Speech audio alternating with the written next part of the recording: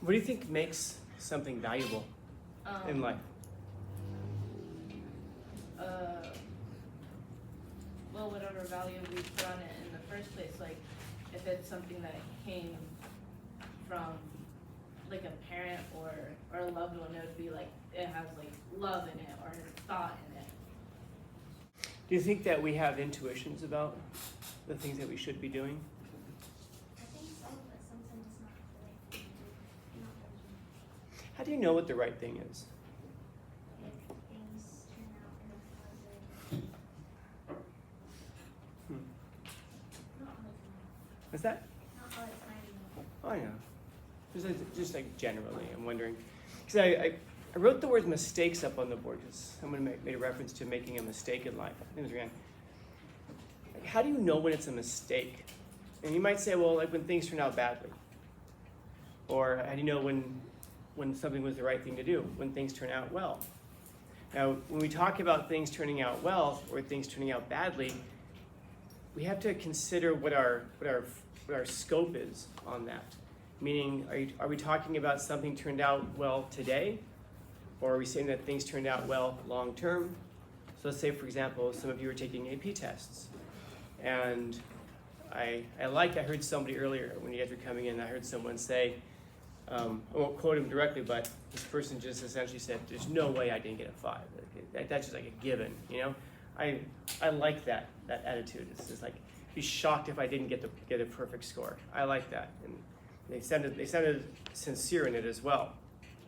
Now, we might say, so the person did something good because in the short term, by short term I mean a few months from now, you get the score back, you get the college credit, you get the bump on the GPA, everything is great. So now let's say that's like a big part of, or at least a significant part of what it gets that person accepted to Caltech someday, let's say. So then they graduate from here, they have the grades, they have everything, they get into Caltech.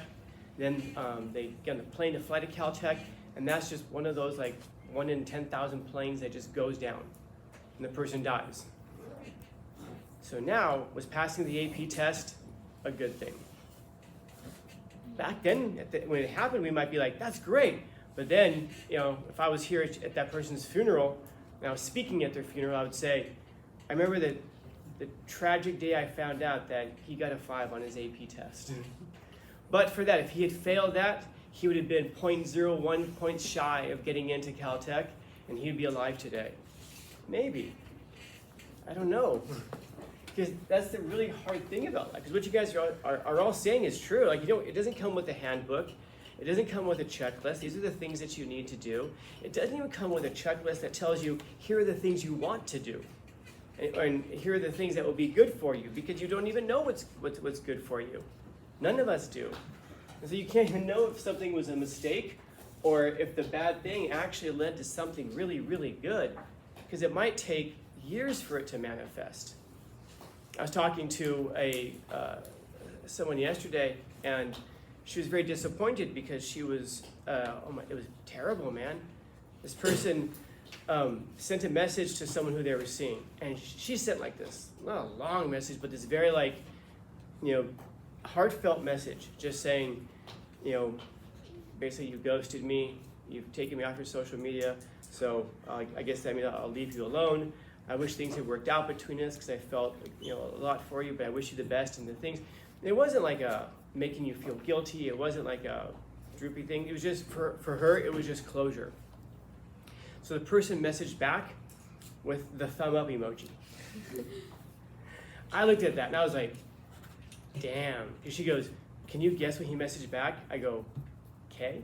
Like, that's the worst thing I could think of. And she's like, she showed to me, and it was the thumb up emoji. I was like, damn. I asked her, what'd you do? She's like, what do you mean? I go, that's almost like you did something that the person is like, or the person, I don't know. Like, that's pretty, like, I'm not saying that she absolutely did something, but I was like, maybe he feels like you did something, and she was like, I can't put my finger on it, because that's a pretty messed up thing for a person to do. That's not just like not being respectful, that's like active disrespect, you know? And then she was telling me about the college she goes to, and she told me, and I said, that doesn't sound like a real college. he plays baseball in college. I go, that doesn't sound like a real college. And she says, oh yeah, it's in Westminster. I go, what's the name of it? So she told me, and I Googled it. I can't find the college. Googled it, couldn't find it. There's no Wikipedia page for it. Ended up tracking it down and finding it, kind of. It's a college that meets in a building. How do I explain it?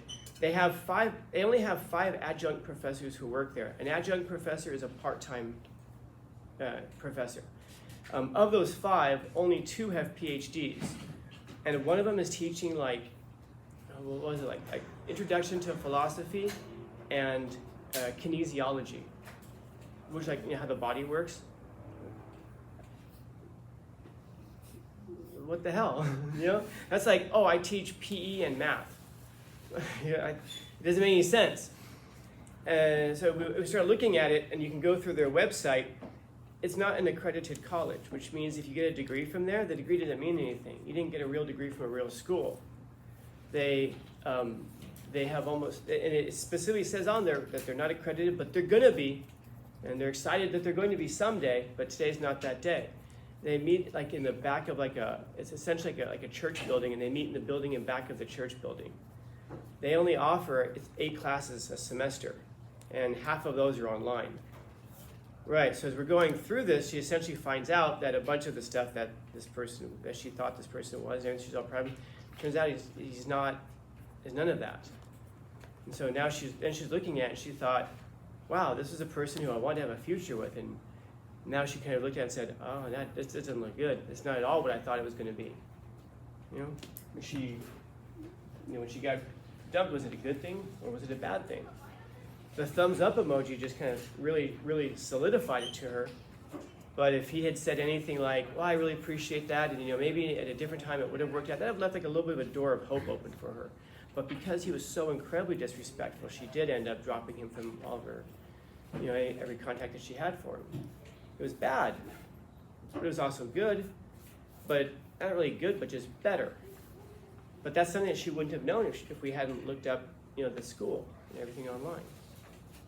And so, I guess I'm saying that it's hard to know when something was a mistake. It's hard to know when something was valuable. And that's one of those hard tasks. Any of you guys play video games, and you'll save it at a certain point because you have a decision to make in the game and you're not sure which way to go. So you'll save the game and then play one direction. Yeah, and then you can, if you don't like it, you go back to the save game and you go in the other direction, or even just to see how things turn out. Yeah, unfortunately, life isn't like that. And I wonder how many of you think like, man, I wish I could just make this a save point right now and live and see how things turn out. But that's one of the hardest things because you can only live once. But notice he says it's a task, it's a job. But Mustafa did jump on something really important there, that first part. If you must know anything. And then it wasn't like, hey, you should know this. He's just saying, dude, if you must know anything. The suggestion being that you don't really have to know anything. But if you must know something, just know that it's a hard task. Because if you know that it's a hard task, at least you can prepare yourself for it. And then when that happens, what that means is you can make your decisions. And no matter how it turns out, whether you think it's for good or whether you think it's for bad, whether you think it was a mistake or whether you think it was a good thing, what was it of any of those things? You cannot know. It almost becomes like a silly thing to even describe it that way. Instead, it just seems like the best way to describe your life is, it is. It is. Was it a mistake or was it good? It just is. And then whether you make the best out of it is up to you. But it's just because you can't know if it was a good decision or not. You can think, you can have an opinion, but you can't know long term at the end of all of it whether it was good or whether it was bad. It's like I think about myself and I say that I mentioned to you before, I was accepted to Harvard. My dad really, really, really wanted me to go to Harvard. He even bought me a Harvard t-shirt. He said, hey man, no pressure, give me a Harvard t-shirt. And his thing was that as he told me, I was the son of a McDonald's manager. And he's like, that's the American dream. You're the son of a McDonald's manager and you can go to Harvard. And I told him, I hear you. I was living in Los Angeles at the time. I said, I hear you. And I was also accepted to Columbia, which would have been a great place to go. Maybe not right now, but generally it would have been a great place to go. Yeah. As long as I wasn't in certain buildings. But as I told my dad, I looked him very seriously in the eye. I said, yeah, Dad, but the band's cooking right now. I was in a band and the band was doing really well. And I said, so I don't want to leave LA. I'm going to stay in the band. My dad was very, very disappointed in me. My mom was the one who was like, whatever, figure out. You said you can always go to Harvard later if you want, but you can't always pursue music until, right now is the only time you can really do that. And then I remember I started at UCLA in April, and my band broke up in May. And I sat there, I'm like, damn, could have gone to Harvard. I also know, though, that my life would have been very, very, very, very, very different. Would it have been better? I don't know. Would it have been worse? I don't know. Same thing. Maybe I get on a plane. I land over in Massachusetts. I get in a cab. The cab's going to take me to school to drop me off, and maybe the cab gets hit by a car and we both die, me and the cab driver. Was it therefore a good decision to go there? I don't know. Maybe I go to Columbia, which is probably where I should have gone. That would have been the best fit for me. Let's say I went to Columbia, I'd have been mugged in New York. Probably 1 in 3 chance. Me being me, I don't know. Maybe I would have died getting mugged. I don't know. So you can't know if things were for the best or the worst. All you can know is that you're going to make the best or make the worst of the situations that you find yourself in. But that's a really hard task because it means putting imagination aside for a little while and just accepting what is and then moving forward from there. Questions, comments, concerns, complaints, criticisms, critiques?